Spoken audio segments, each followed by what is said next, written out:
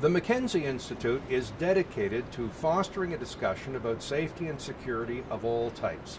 You can take a look at our YouTube channel or website and see lots and lots of material if you're an academic, if you're a student, or if you're just interested in the topic. Take a look at the interview with John Boyko, author of Cold Fire. It puts new light on Canada's positive role in the Cuban Missile Crisis at the height of the Cold War. But for this Throwback Thursday, let's also take a look at an iChannel discussion I was engaged in about Cuba. It's a few years ago, just as Raul Castro was emerging and relations hadn't thawed. Here's an historical perspective. Hello, my name is Alan Bonner and welcome to At Issue. January 1st, 2009 marks the 50th anniversary of the overthrow of Cuban dictator Fulgencio Batista's regime by a group of revolutionaries. The most prominent revolutionary was Fidel Castro, who led the 26th of July movement.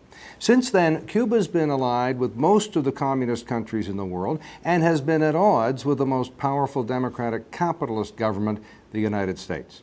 But Canada has always maintained a very special relationship with Cuba. Now, as Castro's time is passing, very few people could have predicted the wave of reforms that his brother Raul would initiate after taking power. Does this new leadership represent a thaw in the American-Cuban relationship?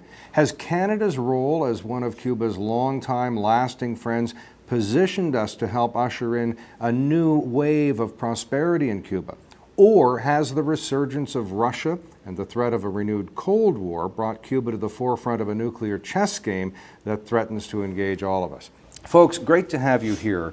This is such an interesting part of the world and an interesting time. Lawyers write briefs, academics write abstracts, and I want to find out the top line position that you have on Cuba and its importance and Canada's relationship with us. Robert Wright, let's start with you. Well, Canada and Cuba, Canadians and Cubans have a very warm relationship. We've not broken relations like the United States since Fidel Castro's rise to power. We trade relatively freely with Cuba. We send roughly 600,000 tourists a year there. Academics, Canadians, tourists, business people, musicians are very warmly welcomed there. It's a good relationship. Cindy, relationships often come down to the money as well, in addition to getting the sun and enjoying the culture of Cuba. What's the trade situation like? Like Rob said, the relationship is quite strong. There's a lot of trade. In fact, I understand that it's about $1 billion worth of trade last year. And so I look at our relationship and see, why don't we take it to the next level? Is there any opportunity for Canadian trade to improve further by way of bilateral investment treaties and by way of a free trade agreement, which is one of my areas of specialty. So of course I look at Cuba through those glasses. Did we do ourselves foreign policy favors with America by doing some of its bidding surreptitiously because of our relationship with Cuba? Or did we spoil some of our relationship with America by doing business with somebody they don't want people doing business with? Cindy, I wonder if you have an opinion on that because your clients trade in Cuba. Well, I think Canada has a strong trading relationship with both Cuba and the United States. The United States will from time to time complain about things that Canadian companies are doing, and the United States has enacted extraterritorial laws, so laws that apply beyond the U.S. borders that affect Canadian companies and Spanish companies, UK companies, Japanese companies, Chinese companies. One of the most recent cases is a Chinese companies had to enter into a civil penalty agreement in the United States for over $1 million because of their purchase of nickel from Cuba. So, but going back to your question, I don't think it's harmed our relationship. It may from time to time make things more difficult. There will be some stern words from time to time, and the U.S. laws do make it more difficult for Canadian companies to do business easily, but I don't think it's really caused a friction in our relationship. This is the mystery section, the final mystery, and it's a great Canadian connection. The final mystery is that mystery of all the time in Canada, Pierre Elliott Trudeau. Here's a guy who tries to canoe to Cuba from Key West. I believe he volunteers to cut sugarcane as a gesture of solidarity with his youthful friends in Cuba. First NATO country leader to visit Castro, and of course Margaret sings for him. What's with that guy, Ian? I think if you asked Cubans if they can name a single Canadian, it would be Trudeau, first and foremost. He's the only Canadian that has made an impact. And he in spoke Cuba. half-decent Spanish with Castro. He said, not Viva la Revolución, he said, Viva Presidente Fidel Castro. And I got that from Robert's book. Robert, you've got to, because you know your book is The 3 Nights in Havana. Listen, this is a great Canadian story. When Fidel Castro showed up to Pierre Trudeau's state funeral in October 2000, millions of Canadians drew breath and didn't exhale for a week, because there was Castro in his 3-piece suit as an honorary pallbearer, a friend of the Trudeau family. It was extraordinary, and certainly that inspired my book. But everything that you introduced the section on, the cane cutting trip, the ill-fated canoe paddling effort in 1960. It really speaks volumes about Trudeau's independence streak, his refusal to conform at any level. It's just a great story. And right to Trudeau's death, they were friends. They were good friends right to the end. And that's the mystery. How could it possibly be that a Harvard-trained Canadian small L liberal like Trudeau could befriend a Marxist revolutionary? And Trudeau, the man who threw snowballs at Lenin's statue Right. in Moscow, Right.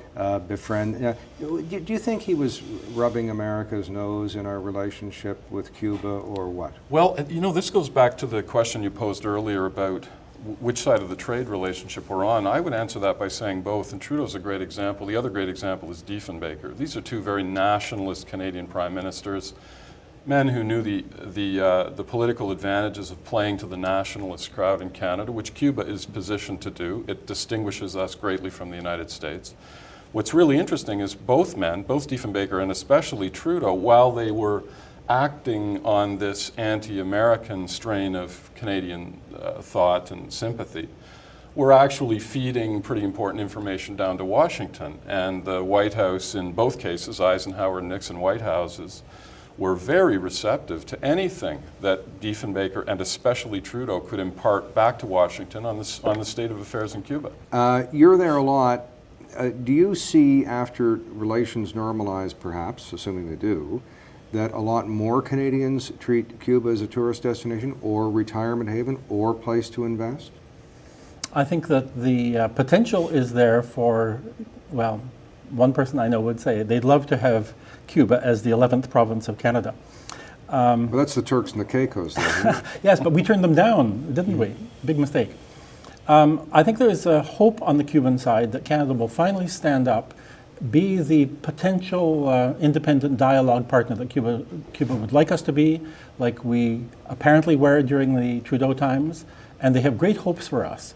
And whether or not we can rise to the Cuban expectation of us being an independent, positive, forward-looking country in relations with Cuba, I think is an open question. But it's a question that I've been asked frequently. Why aren't you here more often? In the post-Castro world, and I mean Fidel, not necessarily Raul, but I assume Raul is sufficiently different that we can call Raul a post-Castro person.